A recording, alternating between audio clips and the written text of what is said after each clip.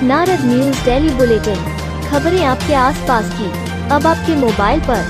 Police कर्मियों के ACP विसंगति मामले में जनसंघर्ष मोर्चा जल्द न्यायालय का दरवाजा खटखटाएगा। शनिवार को पत्रकार वार्ता आयोजित कर मोर्चा अध्यक्ष रघुनाथ सिंह नेगी ने ये जानकारी दी। अपने आवास पर पत्रकारों से वार्ता करते हुए उन्होंने कहा कि एसीपी विसंगति मामले में पुलिस मुख्यालय ने मई माह में शासन को रिपोर्ट सौंपी थी, लेकिन शासन की ओर से उक्त रिपोर्ट पर कोई सकारात्मक कार्रवाई नहीं की गई, जिसका नुकसान पुलिस कर्मियों को उठाना पड़ रहा है। एसीपी विसंगति के चलते पुलिस कर्मियों को प्रति माह कई हजार रुपए का आर्थिक नुकसान उठाना पड़ रहा है। उन्होंने कहा कि इस प्रकरण में मोर्चा की ओर से भी पुलिस कर्मियों के लिए सरकार तक मांग की गई, लेकिन मोर्चा की मांग पर भी सरकार खामोश है, जिसे अब बर्दाश्त नहीं किया जाएगा। उन्होंने चेतावनी दी कि यदि जल्द सरकार ने पुलिसकर्मियों के एसीपी विसंगति मामले में सौंपी गई रिपोर्ट पर अमल नहीं किया तो मोर्चा कार्यकर्ता न्यायालय का दरवाजा खटखटाएंगे। वार्ता में मोहम्मद असद, परवीन शर्मा पिन्नी, सुशील भारद्वाज आदि शामिल रहे।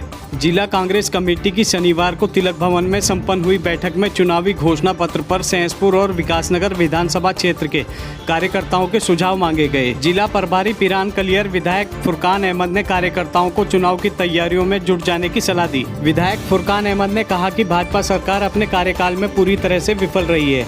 वर्तमान में बेरोजगारी दर सर्वाधिक है, महंगाई दिन प्रतिदिन बढ़ रही है, प्रदेश में भ्रष्टाचार चरम पर है, प्रदेश में किसान परेशान है। भाजपा सरकार प्रदेश की जनता को सुरक्षा मुहैया कराने में भी नाकाम साबित हुई है। जनता भाजपा की जन विरोधी नीतियों से अजीज आ चुकी है, लिहाजा जनता अब परिवर्तन चाहती है, जिसके लिए उसकी निगाहें कांग्रेस की ओर लगी हुई हैं। उन्होंने कहा कि कांग्रेस को जनता की उम्मीदों पर खरा उतरना है, इसके लिए अभी से चुनाव तैयारी में जुटना होगा। उन्होंने कार्यकर्ताओं को बूथ स्तर पर पार्टी संगठन को मजबूत करने की सलाह दी। कांग्रेस जिला अध्यक्ष संजय किशोर महेंद्रू ने कहा कि प्रत्येक कार्यकर्ता को भाजपा सरकार के काले कारनामों और कांग्रेस की नीतियों को जनता तक पहुंचाने के लिए एकजुट होकर मेहनत करनी होगी।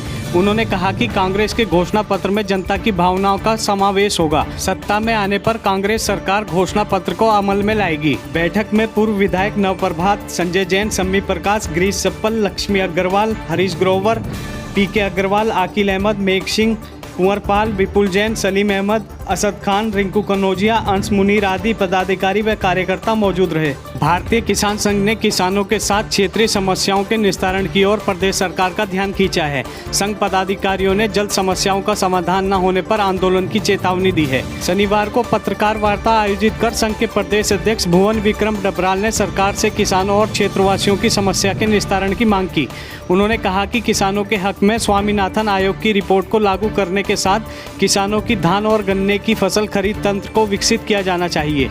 उन्होंने गत सप्ताह बारिश और बाढ़ जैसे हालातों में किसानों के नुकसान की ओर भी सरकार का ध्यान खींचा। उन्होंने कहा कि सोरना, डोबरी, केदारावाला, रामसावाला, देवीपुर, उम्मेदपुर, परवल, तीपरपुर, सभावाला आदि गाँव में बारिश ने किसानों को खासा नुकसान पहुँचाया है। किसानों की कई सौ बीघा कृषि भूमि का कटान हो गया है, साथ ही नकदी फसलें भी बारिश की भेंट चढ़ गई हैं।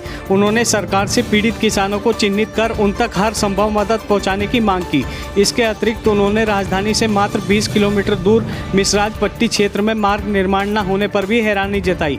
उन्होंने कहा कि आज़ादी के बाद अलग राज्य गठन होने के बावजूद मिसराज पट्टी क्षेत्र के लोग मार्ग जैसी मूलभूत सुविधाओं से वंचित है। उन्होंने चेतावनी देते हुए कहा कि यदि जल्द किसानों और क्षेत्रवासियों की समस्याओं का समाधान नहीं हुआ तो 8 सितंबर को संघ पदाधिकारी तहसील परिसर में धरना प्रदर्शन करेंगे। वार्ता में जिला अध्यक्ष मंगतू सिंह, राजेंद्र सकलानी, राजेंद्र धीमान, नरेश नोटियाल, मुकेश, अरविंद नेगी, दीपक, सुरेंद्र भट्ट, जयपाल सिंह आदि मौजूद रहे। बिजली का बिल, पानी का बिल और जो ये विधेयक आया था उसमें जो खामी है उसमें संशोधन के लिए, और पर्वतीय क्षेत्र में तो बहुत ज़्यादा विकट स्थिति है किसानों के साथ, उनकी समस्याओं के समाधान के लिए हमने वार्ता की और 8 तारीख को हम ज्ञापन के माध्यम से सरकार को सचेत करने जा रहे हैं।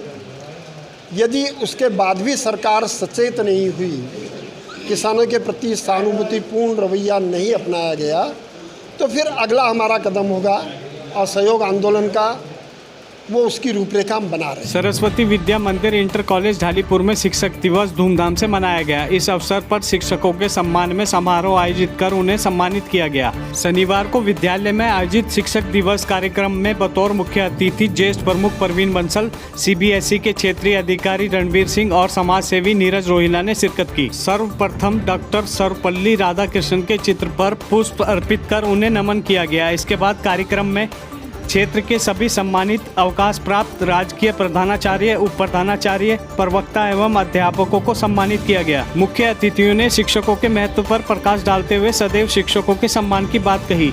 इस दौरान छात्रों ने रंगारंग प्रस्तुतियों से दर्शकों का मनोरंजन भी किया। इस मौके पर प्रधानाचार्य वेद प्रकाश शर्मा, संजीव कुमार, संजय परमार, दीपांशु सैनी, पुनीत मित्तल, शिवांग, टीना, सुदेश चौधरी, राहुल थापा, भूपेंद्र सिंह आदि मौजूद रहे। रोटरी दून विकास की ओर से विकासनगर होटल गुरु कृपा में दूसरा वैक्सीनेशन शिविर का आयोजन किया गया।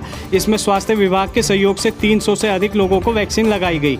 शनिवार को आयोजित वैक्सीनेशन शिविर का शुभारंभ रोटरी दून विकास के अध्यक्ष मयंक जैन व सचिव अमित सोनी ने किया। उन्होंने शिविर में पहुंचे लोगों से कैंप का लाभ उठाने की अपील की।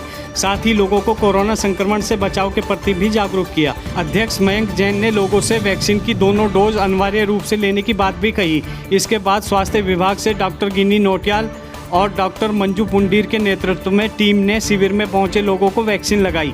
शिविर में इनर व्हील क्लब की ओर से भी सहयोग प्रदान किया गया।